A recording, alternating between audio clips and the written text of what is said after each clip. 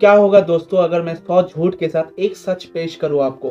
होगा यूं कि आप एक सच को मान के बाकी झूठों को भी सच ही मानने लगोगे। और यही होते आ रहा है हमारे ध्रुव भाई के वीडियोस में। और उसी सच और झूठ के बीच की दीवारों को मैं तोड़ के आज आपके साथ पेश करूंगा एक नया सच। तो जिन लोगों ने थंबनेल देखकर इस वीडियो पर क्लिक किया है, मैं 100% सही इन्फॉर्मेशन के साथ आपका दिल दिमाग खोलूंगा, ये मेरा वादा है। बस अपना कीमती समय देकर वीडियो पर बने रहिएगा। लास्ट में एक बढ़िया सा मैसेज है जो कि उन व्यूअर्स के लिए जो कि ध्रुव रति जैसे फैक्ट चेकर्स की बातों में आ जाते हैं। हमारे देश की इन 15 मिलियन लोगों पर मुझे तरस होता है जो कि दिन ब दिन ब्रेन वॉश होते जा रहे हैं। उसी तरह जैसे रिलीजियस लीडर्स लोगों को ऊपर वाले के नाम से ब्रेन वॉश कराते हैं। और दुख की बात यह है कि इन जैसे लोगों की तादाद और बढ़ती जा रही है। तो ध्रुव भाई इस वीडियो में कुछ ऐसे पॉइंट्स रखे हैं जो कि भारत को सीधा नॉर्थ कोरिया और रशिया के साथ जोड़ा गया है। मैं उन्हीं में से कुछ पॉइंट्स को 100% प्रूफ के साथ एक्सप्लेन करूंगा। तो चलिए शुरू करते हैं। हालांकि अगर आप इस टाइप के लोगों में से हो जो प्रधानमंत्री मोदी को अपना भगवान मानते हैं, वो भगवान है हमारे, हम उनकी पूजा करते हैं। प्राइम मिनिस्टर मोदी वो हमारे लिए एक अवतार है, वो एक साधारण मनुष्य नहीं है। प्रधानमंत्री इस देश के भगवान विष्णु का अवतार है।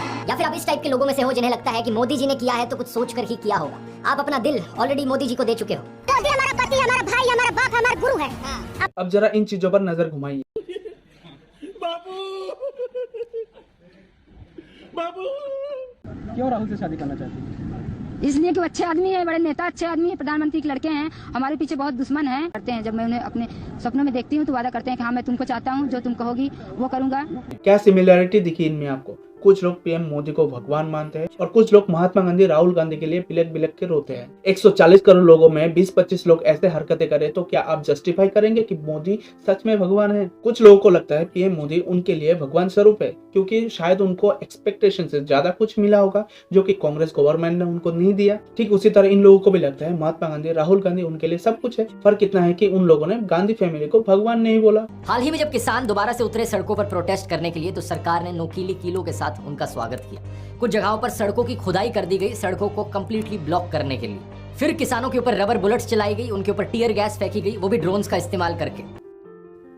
मुझे एक बात बताओ, फार्मर्स कहाँ घुसने की कोशिश कर रहे हैं? दिल्ली में ना। और दिल्ली क्या है? क्राउडेड शहर है जहाँ पे हजारों लाखों लोगों की भीड़ इकट्ठी हो जाती है सड़कों पे। एक बार अगर ट्रैफिक जाम लग जाए उसको क्लियर होने में 3-4 घंटे लग जाते हैं। अब अगर हजारों किसान ट्रैक्टर गाड़ी लेके दिल्ली में घुस जाएंगे तो कितने सारे सड़क रोड ब्लॉक हो जाएंगे जिसके चलते स्कूल के बच्चे टाइम पर स्कूल नहीं पहुंच पाएंगे। लाखों हजारों कर्मचारी अपनी अपनी कर्मशाला पर सही समय पे नहीं जा पाएंगे। अब जरा सोचो, इसी भीड़ में अगर कोई एम्बुलेंस फंस जाए तो हॉस्पिटल जाने के बजाय सीधा शमशान घाट पहुंचेंगे। अब ध्रुव भाई जस्ट इमेजिन अगर उसी एम्बुलेंस में आप या आपके कोई करीबी रिश्तेदार हो, तब भी आप फार्मर्स के लिए ऐसे वीडियो बनाएंगे। अरे भाई वो जर्मनी में रहता है।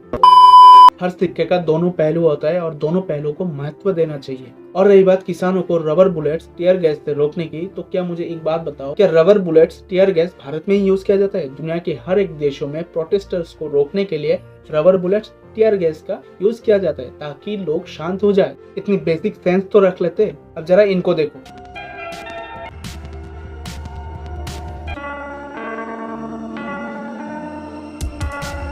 पहले लाठीचार्ज हुआ, फिर प्लास्टिक की गोलियां चली, हम लोग पानी डाल रहे थे मोहल्ले की कुछ औरतों को लेकर के, आंसू गैस के लिए वो लोग ये सब लगाए थे, फिर भागे, किसी ने दरवाजे नहीं खोले।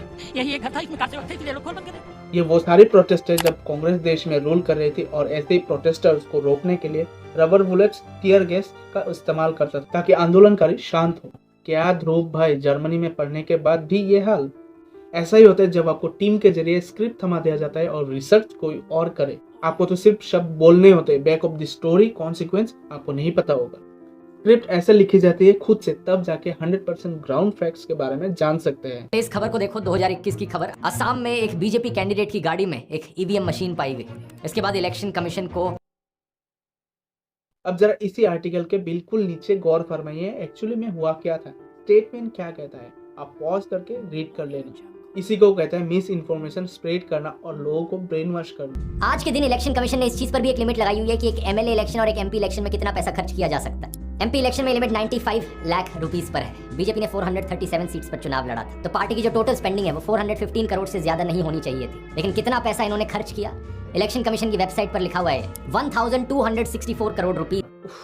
मैं इसके लिए एक ही बात कहूंगा, जर्मनी में पढ़ने के बाद को पैसा बर्बाद अरे भाई पढ़े लिखे कवर जो लिमिट है 95 लाख वो एक इंडिविजुअल कैंडिडेट के लिए है, ना कि पूरी एक पार्टी के लिए है। पॉलिटिकल पार्टी चाहे कांग्रेस हो बीजेपी हो कितनी भी पैसा खर्च करे उसकी तो कोई लिमिट ही नहीं है। मैं रिक्वेस्ट करता हूँ भाई एक ही इन्फॉर्मेशन दो लोगों को, कम से कम 100% सही से तो दो। आम आदमी पार्टी के एमपी राघव चड्ढा ने बताया कि अगर मनीष सिसोदिया, सत्येंद्र जैन, अभिषेक बनर्जी, संजय राउत, फारूक अब्दुल्ला, तेजस्वी यादव ये बीजेपी ज्वाइन कर लेना, ईडी और सीबीआई जितने भी केसेस इनके खिलाफ चला रही है वो सारे बंद हो जाएंगे इमीडिएटली। और मनीष सिसोदिया और सत्येंद्र जैन को जो जेल में डाल रखा है वो तुरंत जेल से बाहर आ जाएंगे। अब कन्विक्शन के बाद किसी को सजा काटने के लिए जेल में डाला जाए वो अलग बात है, लेकिन यहाँ पर कन्विक्ट प्रूफ करने से पहले ही ऑपोजिशन पॉलिटिशियंस को जेल भेजा जा रहा है। अरे भाई उसे प्री ट्रायल में रखा गया था सीआरपीसी के तहत। अब जर्मनी में पढ़े हो तो भारत के संविधान, क्रिमिनल एक्ट्स, लॉस के बारे में तो पता होगा नहीं, और जो 338 करोड़ की मनी लॉन्ड्रिंग की प्रूफ पेश की गई थी उसका तो कोई वैल्यू है ही नहीं। मैं बस इतना कहूंगा लोगों को बेवकूफ बनाना छोड़ दे, एक मैनिपुलेटेड स्टोरी बता के मेजोरिटी वोट को इंक्लूड करके डेमोक्रेसी का नाम मत दिया कर। अगर ऐसा होता तो आजाद होने के दूसरे ही दिन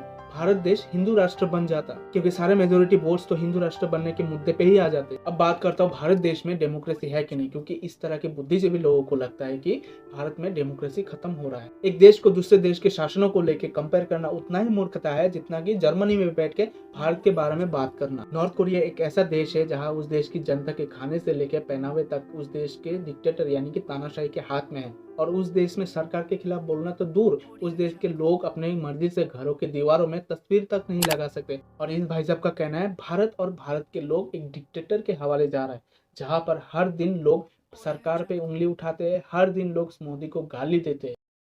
तानाशाही में तानाशाह को तानाशाह कहकर आप उस पर चर्चा भी करवा ले रहे हैं और आप जीवित भी हैं, तो 2 कौड़ी का तानाशाह। यदि किसी तानाशाह की पार्टी केवल 20% राज्यों में सीएम बना सके, केवल आधे राज्यों में गठबंधन से सत्ता में हो, एक मेयर का चुनाव भी मैनेज न कर पाए, अपने विरोधियों की खबर 24 घंटे मीडिया में चलने से बंद न करा पाए, अपने मतलब की खबर पर एक डिबेट न चला सके, तो लानत है ऐसे डिक्टेटर की। यदि कोई तानाशाह किसान आंदोलन और शाहीन बाग को महीनों तक जेले, कानून वापस ले ले, तो डिक्टेटरों के नाम पर कलंक। यदि एक हिंदुत्ववादी डिक्टेटर को एक मंदिर लेने में 10 वर्ष लग जाए, दूसरे में पूजा के लिए जिला कोर्ट की शरण लेना पड़े, तो लानत है उसके हिंदुत्ववादी डिक्टेटर की छवि। यदि डिक्टेटर की पार्टी चुनाव जीते और गठबंधन वाली पार्टी विरोधियों के साथ मिलकर सरकार बना ले, तो क्या डिक्टेटर जिस तानाशाह की ईडी के साथ समन को एक टुच्चा नेता ठुकरा दे और कुछ न कर पाए, तो किस बात का तानाशाह। यदि एक डिक्टेटर के काल में राष्ट्र सबसे तीव्र गति से बढ़ती आर्थिक शक्ति बने, सड़कें, highway, Mangalyaan, Chandrayaan, expressway, Vande Bharat, bullet train, अत्याधुनिक रेलवे स्टेशन, एयरपोर्ट, बंदरगाह आदि अप्रत्याशित तेजी से आकार लें, तो हमेशा डिक्टेटर चाहिए। तो धन्यवाद सबको जिन लोगों ने इस वीडियो को यहाँ तक देखा। मैं बस इतना ही कहूंगा, आप जिसको भी फॉलो करते हैं सोशल मीडिया पे, जिनका भी आपको फैक्ट चेक अच्छा लगता है वो आपकी चॉइस है, आप पसंद करते हैं, आप फॉलो करते हैं, लेकिन खुद से एक बार उस फैक्ट्स को चेक जरूर कर लेना, क्योंकि किसी इंसान को शिक्षा ना देना जितना गलत है उतना ही गलत है किसी इंसान को गलत शिक्षा देना।